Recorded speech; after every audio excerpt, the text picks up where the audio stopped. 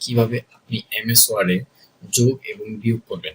দেখেন এখানে এটুকু আমরা রাখছি যোগের, যেমন সাম, আর এটা রাখছি সাবস্ট্রাক্ট, মানে এটা বিয়োগের। ঠিক আছে। আচ্ছা, আমাদের অনেক সময় যোগ করতে লাগে, ঠিক আছে, তখন আমরা কি করি, এমএস ওয়ার্ড থেকে ডাটা কনভার্ট করে তারপরে কিন্তু এক্সেলে নিয়ে যোগ করি। তখন আমাদের কি হয়, অনেক সময়ের প্রয়োজন হয়। কিন্তু আপনি এমএস ওয়ার্ডই এটা সমাধান করতে পারবেন। কিভাবে?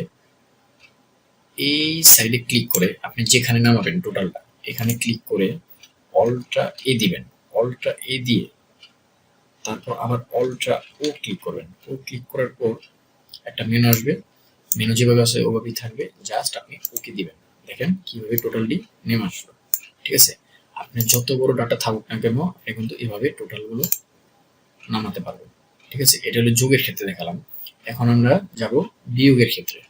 বিয়োগের ক্ষেত্রে আমরা এইভাবে করব না, এইভাবে করলে বিয়োগের ক্ষেত্রে একটু টাফ ব্যাপার। আপনি এইভাবে করবেন বিয়োগের ক্ষেত্রে। ঠিক আছে। এভাবে করলে অনেক সুবিধা আছে। যেমন, আর বিয়োগের ক্ষেত্রে একটা ট্রিক্স আপনার জানতে হবে। যেমন এটা এ কলাম, এটা বি কলাম, এটা সি, এটা ডি। আপনি এটি ধরে নিতে হবে। যেমন আমরা তাহলে এটা বি আছে, এটা সি আছে, তাই না? তাহলে এইভাবে কিন্তু আপনি বিয়োগ করতে হবে। তাহলে আবার সেম অল্ট্রা এ দিবেন, অল্ট্রা এ দেওয়ার পর অল্ট্রা ও দিবেন। ও দেওয়ার পর দেখেন এখানে একটা মেনু আসছে। ঠিক আছে। এই মেনুটা equal to button, sorry equal to রেখে আপনি এতটুকু ডিলিট করে দেবেন।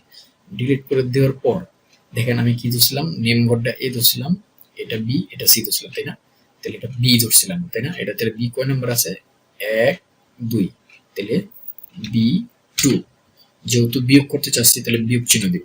বিয়োগ দিয়ে আবার কি, বিয়ের পরে এটা সি, তাহলে এটা কি সি 3 না? কিন্তু আপনি ভাবতে পারেন 1 2 3, তাহলে এটা তো অবশ্যই সি 3, কিন্তু না, বি, বি এর সাথে যেটা হয়েছে ওইটা এটা লিখতে হবে।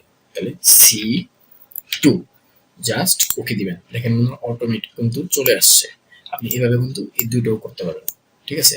আরেকটা ট্রিক্স হলো, যেমন আবার অল্ট্রা এ এবং অল্ট্রা ও ক্লিক করে আপনি এভাবে না করে এভাবে করতে পারেন। যেমন এতটুকু কেটে, যেমন 100 বিয়োগ 50, আপনারা কিন্তু এভাবেও করতে পারবেন। আপনার যেভাবে সুবিধা ওভাবেই করবেন। ঠিক আছে। তাহলে এই টিপসটি যদি আপনাদের ভালো লেগে থাকে অবশ্যই সাবস্ক্রাইব এবং লাইক দিয়ে পাশে থাকবেন। ঠিক আছে।